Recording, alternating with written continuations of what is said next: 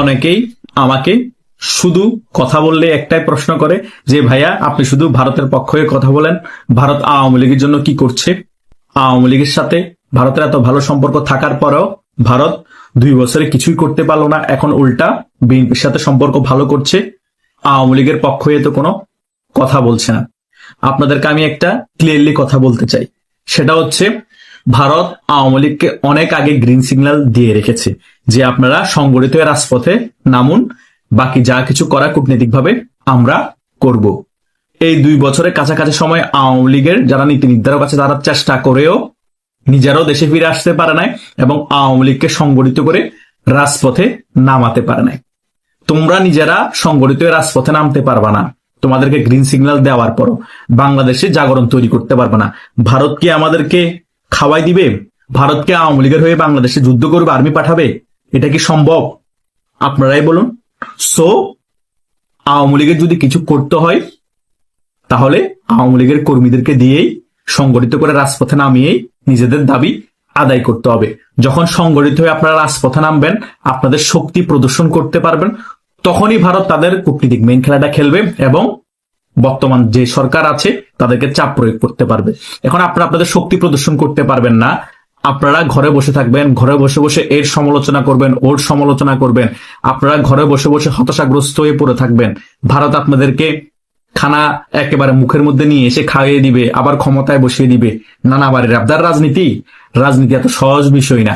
BNP 20 বছর ক্ষমতার বাইরে ছিল, বিএনপির তো কার্যক্রম নিষেধাজ্ঞা ছিল না, তারপরে বিএনপি 20 বছর ক্ষমতায় আসতে পারে নাই। এত সহজ ক্ষমতায় আসা?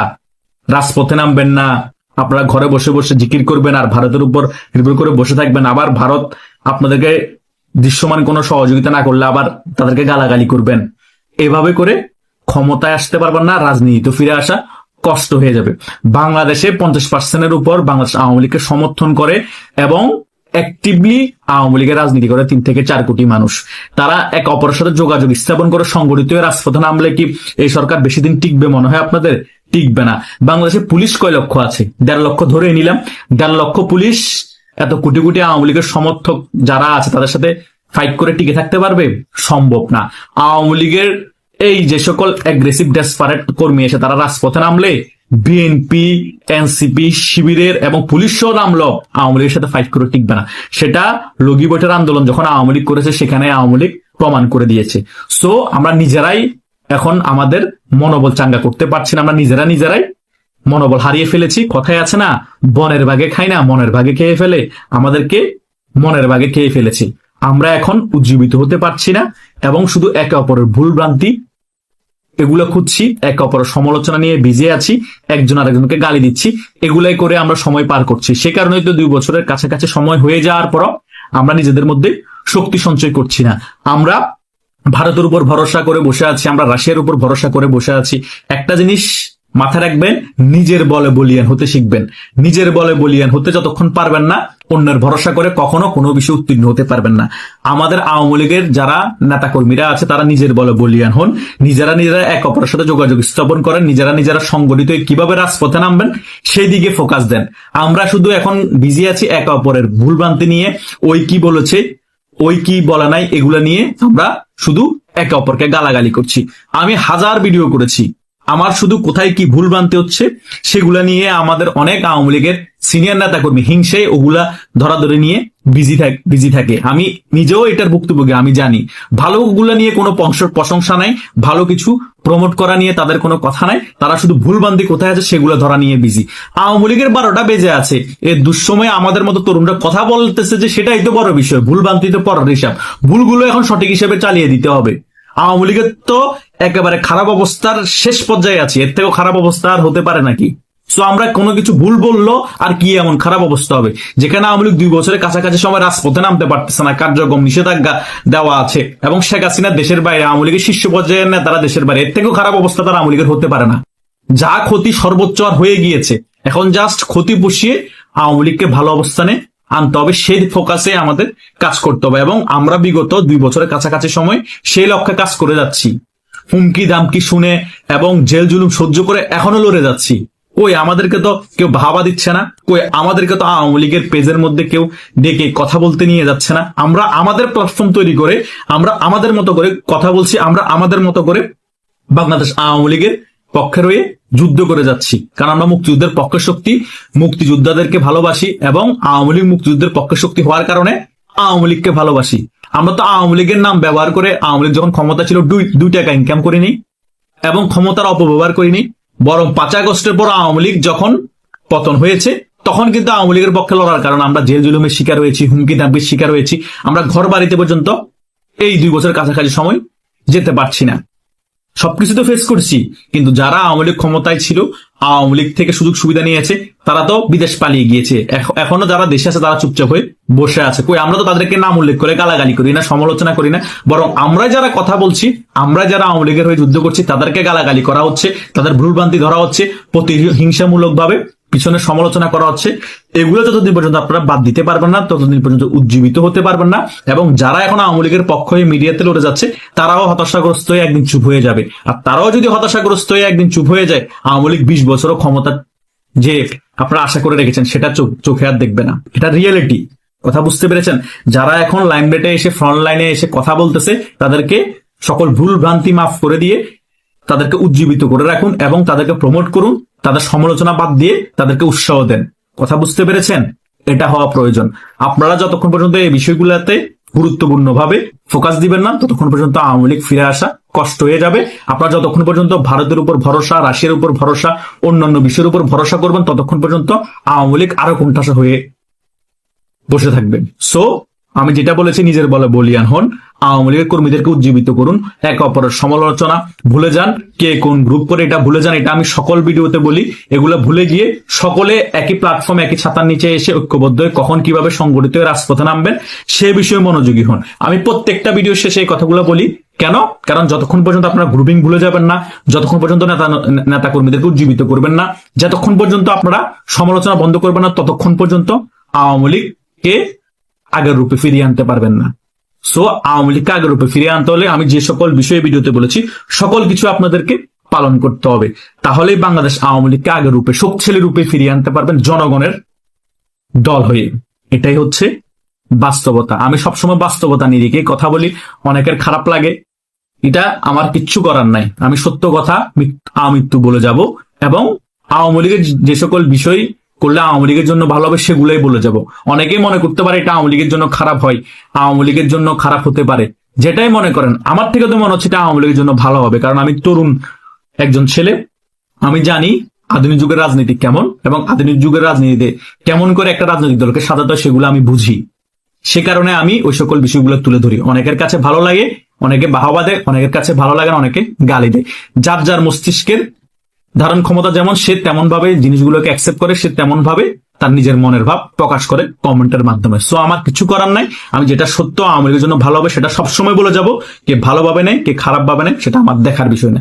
আশা করছি এই ভিডিওতে আমি একটি ভালো মেসেজ আপনাদের কাছে দিতে পেরেছি। যারা আওয়ামী লীগের নীতি নির্ধারক আছে তারা অবশ্যই এই বিষয়গুলো ভালোভাবে পর্যালোচনা করবেন। দর্শক, গতকালকেই আমরা দেখলাম আওয়ামী লীগের সাবেক স্পিকার শিরীন শারমিন চৌধুরীর জামিন এবং জামিনের মাত্র 4 ঘন্টার মধ্যে তিনি কারামুক্ত হয়ে বাসায় ফিরে গেলেন। সেটা নিয়ে আমরা একাধিক ভিডিওতে আলোচনা করেছি এবং তখনই একটা সম্ভাবনার কথা বলেছিলাম যে এটার পেছনে আন্তর্জাতিক একটা ব্যাপার থাকতে পারে এবং এটার পেছনে আওয়ামী লীগের রাজনীতিতে ফিরে আসার একটা সিগন্যাল থাকতে পারে। গতকালকে এই জামিন এবং মুক্ত হওয়ার ঘটনার পরেই আজকে ঘোষণা করা হলো যে ভারত আগামী সপ্তাহেই ভিসা চালু করছে বাংলাদেশের জন্য। অথচ আমরা 3 দিন আগে শুনেছিলাম, 3 থেকে 4 দিন আগে শুনেছিলাম ভারত সেটা করবে কয়েক সপ্তাহ পরে। এরকম বক্তব্য বাংলাদেশের পররাষ্ট্র মন্ত্রণালয় থেকে বলা হয়েছিল। আজকেই ঘোষণা করা হলো ভারত ভিসা কার্যক্রম শুরু করছে আগামী সপ্তাহেই। তার মানে কি এই ভিসা কার্যক্রম শুরু করার ঘোষণার সঙ্গে শিরীন শারমিন চৌধুরীর জামিন এবং দ্রুত মুক্তির একটা বড় সম্পর্ক আছে? চলুন একটু সম্পর্কটা খুঁজে দেখার চেষ্টা করি, কি ঘোষণা আসলো সেটা জানার মাধ্যমে। থাকবেন দর্শক। বলছিলাম আজকে সরকারের পক্ষ থেকে ঘোষণা করা হয়েছে যে আগামী সপ্তাহেই ভারত বাংলাদেশের ভিসা কার্যক্রম শুরু করছে। এই ঘোষণা দিয়েছেন প্রধানমন্ত্রীর পররাষ্ট্র বিষয়ক উপদেষ্টা হুমায়ুন কবির। 21 টেলিভিশনে এই তথ্যটা নিশ্চিত করছে, তাদের শিরোনামটা দেখে নিন। সেখানে বলা হচ্ছে বাংলাদেশিদের জন্য আগামী সপ্তাহে ভিসা চালু করছে ভারত, হুমায়ুন কবির। এর আগে 7 থেকে 9 তারিখ পর্যন্ত যে সফর, সেই সফরের মাঝপথে 8 তারিখেই বাংলাদেশের পররাষ্ট্র মন্ত্রণালয় সূত্র বলেছিল যে জয়শঙ্করের সঙ্গে যে বৈঠক, সেই বৈঠকে ভারত রাজি হয়েছে কয়েক সপ্তাহের মধ্যে ভিসা কার্যক্রম চালু করবে, এরকম আশ্বাস দিয়েছে। সেই কয়েক সপ্তাহ এখন আগামী সপ্তাহ হয়ে গেল। কয়েক সপ্তাহ যখন বলা হয় তখন নিশ্চিত করেই সেটা 3, 4, 5 সপ্তাহ এরকমটাই আমরা বোঝাতে পারি। 2 সপ্তাহ পর্যন্ত কয়েক সপ্তাহ বলার কথা নয়, অন্তত 3 সপ্তাহ না হলে কয়েক সপ্তাহ বলার কথা নয়। সেটা যখন 7 দিনে নেমে আসে তখন সেটার সঙ্গে গতকালকের শিরিন শারমিন চৌধুরীর এই জামিনের ঘটনার কোনো সম্পর্ক আছে কিনা, সেই সম্পর্ক খুঁজতে চাইলে নিশ্চয়ই অপরাধ হবে না। তার আগে জেনে দেখি যে হুমায়ুন কবির কি বলছেন। পররাষ্ট্রমন্ত্রী খলিলুর রহমানের ভারত সফরে 2 দেশের ইতিবাচক আলোচনা হয়েছে। সেই আলোচনার ভিত্তিতে আগামী সপ্তাহ থেকেই বাংলাদেশি নাগরিকদের চিকিৎসা ও ব্যবসায়িক ভিসা চালুর বিষয়টি নিশ্চিত করেছে ভারত। সচিবালয়ে প্রধানমন্ত্রী তারেক রহমানের সঙ্গে রুটিন বৈঠকের পরে সংবাদ মাধ্যমকে এই তথ্য দিয়েছেন পররাষ্ট্র বিষয়ক উপদেষ্টা হুমায়ুন কবির। জুলাই গণ অভ্যুত্থানের পর ক্ষমতাচ্যুত প্রধানমন্ত্রী শেখ হাসিনাকে আশ্রয় দেওয়ার কারণে ভারতের সঙ্গে সম্পর্কের অবনতি। ভারতের পররাষ্ট্রমন্ত্রী এস জয়শঙ্করের সঙ্গে ডক্টর খলিলুর রহমানের ফলপ্রসূ আলোচনা হয়েছে বলে তিনি জানান। বৈঠকে ভিসা নিয়ে আলোচনা হয়েছে, অনেক কথাই তিনি বলেছেন, কিন্তু অনেক কথার মধ্যে আমরা যেতে চাই না, মূল কথাতেই থাকতে চাই। তিনি আজকে এসে বলছেন যে আগামী সপ্তাহেই ভিসা কার্যক্রম চালু হবে, কিন্তু সফরটা শেষ হয়েছে 9 তারিখে। নিশ্চয়ই পররাষ্ট্রমন্ত্রীর সঙ্গে ভারতের বিদেশমন্ত্রী জয়শঙ্করের সঙ্গে বৈঠকের সিদ্ধান্তটা ওই 9 তারিখের মধ্যেই হয়েছে। তো 9 তারিখের মধ্যে যে সিদ্ধান্ত হয়েছে সেটা আমরা 13 তারিখে এসে জানতে পারবো কেন? এত গুরুত্বপূর্ণ তথ্য। তার মানে যেটা আমরা গতকালকের ভিডিওতেও আলোচনা করেছিলাম শিরিন শারমিন চৌধুরীর জামিন এবং দ্রুত মুক্তির ব্যাপারে, সেটাই বোধহয় সত্য হতে চলেছে। সেটা কি ছিল? সেটা ছিল ভারতীয় বিভিন্ন সাংবাদিকরা দাবি করছিলেন গত কয়েকদিন থেকে যে ভারতের পক্ষ থেকে বাংলাদেশ সরকারকে 3-4টা শর্ত দেয়া হয়েছে। সেই শর্তগুলোর মধ্যে অন্যতম হচ্ছে শিরিন শারমিন চৌধুরীর এই গ্রেপ্তারের নিন্দা জানানো এবং তার দ্রুত মুক্তি দেয়া, চিন্ময় প্রভুর মুক্তি দেয়া, বাংলাদেশ আওয়ামী লীগের ওপরে যে নিষেধাজ্ঞা, সেই নিষেধাজ্ঞা তুলে নিয়ে তাদেরকে রাজনীতিতে ফেরানো, এই ব্যাপারগুলো রয়েছে বলে ভারতীয় সাংবাদিকরা দাবি করছিলেন। ভারতীয় সাংবাদিকদের দাবি অনেকটা সত্য। এটা গতকালকে শিরিন শারমিন চৌধুরীর নিম্ন আদালতে জামিন পাওয়া এবং জামিনের মাত্র 4 ঘন্টার মধ্যে মুক্ত হওয়া এক ধরনের প্রমাণ সামনে নিয়ে আসে। কারণ শিরিন শারমিন চৌধুরীর এই জামিনের মাধ্যমে আওয়ামী লীগকে রাজনীতিতে ফেরানোর চেষ্টা, সেটাও পরিষ্কার হয়ে যায়। সম্ভবত শিরিন শারমিন চৌধুরী আওয়ামী লীগের মুখপাত্র হতে চলেছেন, নেতৃত্ব না, মুখপাত্র, এরকম একটা দায়িত্বে তিনি আসতে চলেছেন এবং তার আনঅফিসিয়াল নেতৃত্বেই বাংলাদেশে আওয়ামী লীগের রাজনীতি শুরু হচ্ছে এবং সেটা হয়তো কিছুদিনের মধ্যে সেরকম একটা প্রক্রিয়া রয়েছে। সেই ক্ষেত্রে আর একটা ব্যাপার রয়েছে, সেটা হচ্ছে যে শিরিন শারমিন চৌধুরীর বিরুদ্ধে আরও 5টা মামলা রয়েছে।